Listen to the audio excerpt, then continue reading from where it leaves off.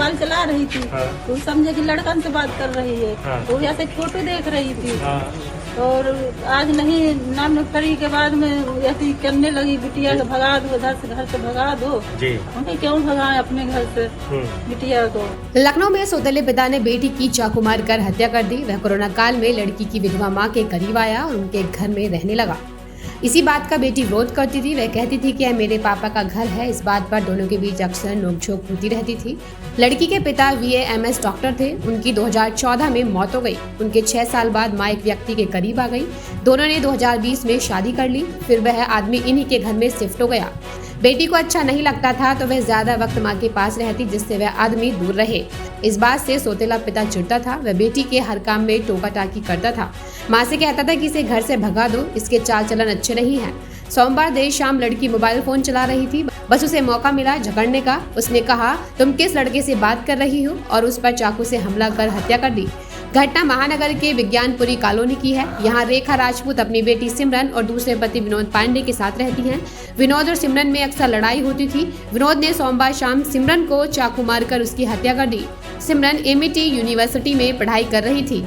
मां रेखा राजपूत ने बताया, मोबाइल की लड़ाई हुई थी। बेटी मोबाइल पर फोटो देख रही थी। विकास को लगा कि वह किसी लड़के से बात कर रही है। इसके बाद विकास चिल्लाते हुए किचन से चाकू निकाल लाया। चाकू ही बेटी को मेरी आंखों के सामने मारने लगा। मैं उसे बचाने लगी तो मेरी हथेली में चाकू लग गया।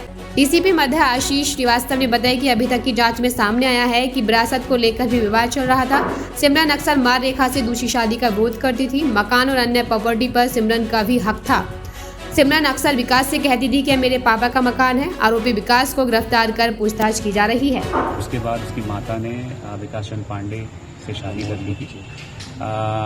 यहाँ पे आके देखा गया तो विकास चंद पांडे ने चाकू मार करके जो घर में जो किचन में इस्तेमाल होने वाले चाकू उनका इस्तेमाल करके जो मृतका है इसके ऊपर वार किया और उसको घायल कर दिया। तत्काल पुलिस महानगर की पुलिस और PRV नियरेस्ट जो हॉस्पिटल है वहाँ लेकर के गई, जहाँ पर हॉस्पिटल में उसको ब्रॉडेड कर दिया गया घोषित। मौके से अभियुक्त को गिरफ्तार कर लिया गया है। जो प्रथम दृष्टया ऐसा प्रतीत हो रहा है कि चूंकि ये उसकी सौतेली पुत्री थी और ये जो वर्तमान में जो घटनास्थल है ये उसी बेटी का था जिसकी मृत्यु हो गई। तो कुछ अपनी जो माता की पुनः शादी करने को लेकर के और यहाँ पे जो विरासत को लेकर के कुछ आपस में दोनों के पक्षों में समस्या थी। आगे की जानकारी की जा रही है। मौके पर FSL भी है, समस्त अधिकारीगण भी हैं। किसी प्रकार की कोई शांति व्यवस्था की समस्या नहीं। ऐसे ही और वीडियोस देखने के लिए जुड़े रहिए हमारे साथ NWST पर। अब दीजिए इजाजत, कल फिर होगी मुलाकात किसी नई वीडियो के साथ। तब तक के लिए नमस्कार, आपका दिन शुभ हो।